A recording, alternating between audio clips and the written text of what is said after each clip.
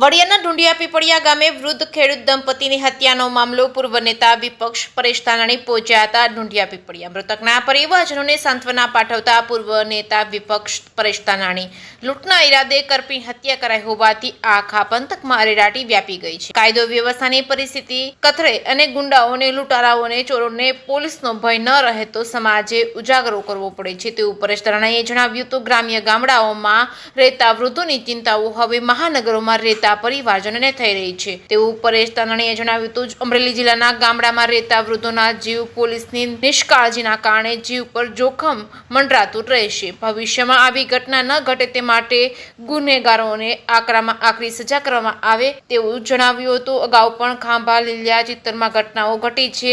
પહેલી ઘટના નથી પણ જો તંત્ર ધારે તો છેલ્લી ઘટના જરૂર બની શકે છે। તંત્ર અને પોલીસ તંત્ર એનો ભય પેદા કરે, સુરક્ષા વધારવામાં આવે। આટલા દિવસ થયા પણ તંત્ર હજુ સુધી હત્યારા સુધી પહોંચી શક્યું નથી। એસપીને કોલ કરી પૂછ્યું હતું પરેશ ધાનાણીએ ત્યારે આવી ઘટનાઓ રોકવામાં સરકારનો દરવાજો જ્યાં ખટખટાવવો પડે ત્યાં જશું તેવું પરેશ ધાનાણીએ જણાવ્યું હતું। જે કે સિંહ ગુજરાતી સાથે રાજુ કારિયા વડિયા। આજે વડિયાના ઢુંડિયા પીપળિયા ગામે બે વૃદ્ધોની નિર્મમ હત્યા થઈ ગઈ છે। કોઈ અજાણ્યા શખ્સો કરી ગયા છે અને આપ સાહેબ અહીં પધાર્યા છો તો શું કહેશો એ બાબતે? ઢુંડિયા પીપળિયા મારું વડિયા તાલુકાનું આંડા જેવું ગામ છે અને ગામના પાદરમાં 15 વર્ષથી એકલા રહેતા બે બુઝુર્ગ એવા દંપતીને ક્યાંક લૂંટના ઈરાદે અડધી રાતે નિર્મમ હત્યા કરવામાં આવી। આ કરપીણ હત્યાથી આખા પંથકમાં અરેરાટી વ્યાપી। ક્યાંય ધન લૂંટાય તો વાંધો નહીં, પણ આજ બે ગવડિયા એ ધનના લોભે એનો જીવ ગુમાવવાનો થયો એનું મારા સહિત સમગ્ર પંથકને ભારે મોટે છે। સવાલ વ્યવસ્થાનો છે। ક્યાંય કાયદો અને વ્યવસ્થાની સ્થિતિ કથળે ગુંડાઓને, લુખાઓને, લૂંટારાઓને, ચોરોને જો પોલીસનો ભય ન રહે તો સમાજે ઉજાગરો કરવો પડે અને એ ઉજાગરો કરાવનારો કમનસીબ બનાવવા જ ઢુંડિયા પીપળિયાના પાદરમાં બન્યા।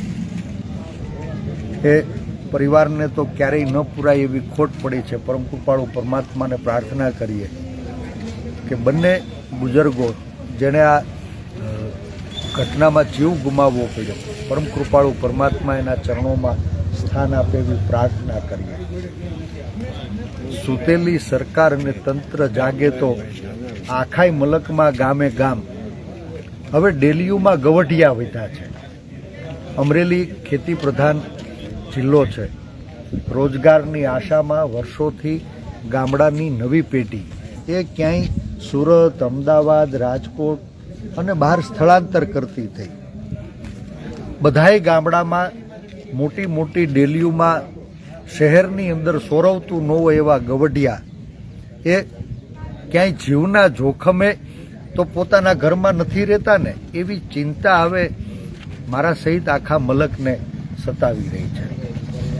આજ બે વડીલોને ગુમાવવા પડ્યા, એનો જીવ પાછો નહીં આવે, પણ આખાય અમરેલી જિલ્લાના દરેક ગામમાં આવા 50-100 ઘર જે ગવઢિયાઓ ઉર છે, બીજું કોઈ નથી। શું પોલીસની નિષ્કાળજીના કારણે એ લોકોના જીવ ઉપર પણ જોખમ મંડરાતું રહેશે?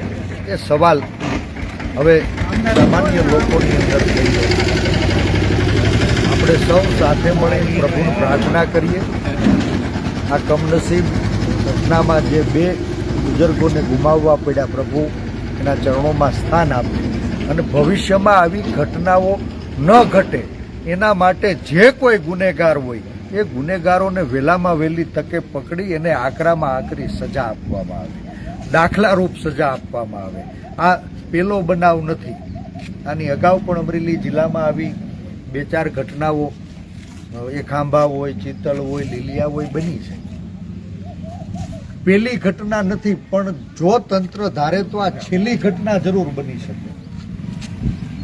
ક્યાંય તંત્ર અને પોલીસ તંત્ર એનો ભય પેદા થાય, સુરક્ષા વધારવામાં આવે, ચોકી પેરો વધારવામાં આવે, રાત્રિ પેટ્રોલિંગ વધારવામાં આવે, જે બહારના લોકો ક્યાંય આપણા ગામડાની અંદર ખેતી અને ખેતી વ્યવસાયમાં મજદૂર તરીકે જોડાયેલા છે, એનો આવરો જાવરો હગાવાલા એની નોંધ રાખવામાં આવે. આજ ઢુંડિયા પીપળિયાના પાદરમાં ઊભા છીએ ને પાદરની હામી ડેલીએ 2 ગવઢિયાઓને ગુમાવવા પડ્યા. કરોડો રૂપિયાનો ખર્ચો કરીએ છીએ. કમસે કમ ગામડાની મુખ્ય બજારોમાં જો ક્યાંય સરકારે સીસીટીવી કેમેરા ગોઠવા હોત તો આ ગુનેગારોને પકડી શકાયા હોત. લગભગ 17મી તારીખે રાતનો બનાવ છે. એકલા રહેતા હતા. 18 તારીખે સમી સાંજે ગામવાળાને ખબર પડી કે આપણે ત્યાં પાદરમાં આવી કમનસીબ ઘટના બની ગઈ છે. અને આજ અઠવાડિયું પૂરું થવા આવ્યું છતાં આ જે કોઈ હત્યારાઓ છે, જે કોઈ લૂંટારાઓ છે, એના સુધી તંત્ર પહોંચી શક્યું નથી. ને તે દિવસે રાત્રે પણ પોલીસ તંત્રને સફાળા જગાડીને સત્વરે ગુનાહિત કૃત્ય કરનારા લોકો સુધી પહોંચવા માટે થઈને કીધું હતું. આજે અહીં આવ્યો એ પહેલાં પણ જિલ્લા પોલીસ અધિક્ષકને ફરી ફોન કરી આના તથ્યો સુધી પહોંચવામાં પોલીસ સફળ થઈ કે કેમ પૂછ્યું. દુઃખ થાય કે આટલી બધી જાકમજોળની વચ્ચે ગામના પાદરમાં 2 ગવઢિયાઓને ગુમાવ્યા અને પોલીસ તંત્ર હજી સુધી એના હત્યારાઓ સુધી પહોંચી નથી. અપેક્ષા રાખીએ કે જે 2 ગવઢિયાઓને ગુમાવ્યા છે એને ન્યાય મળે.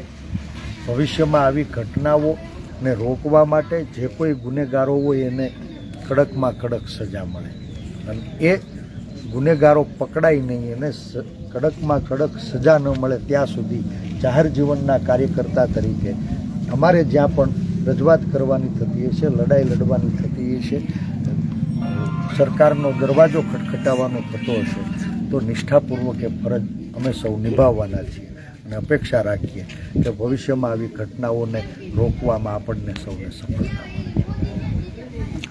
Thank you sir.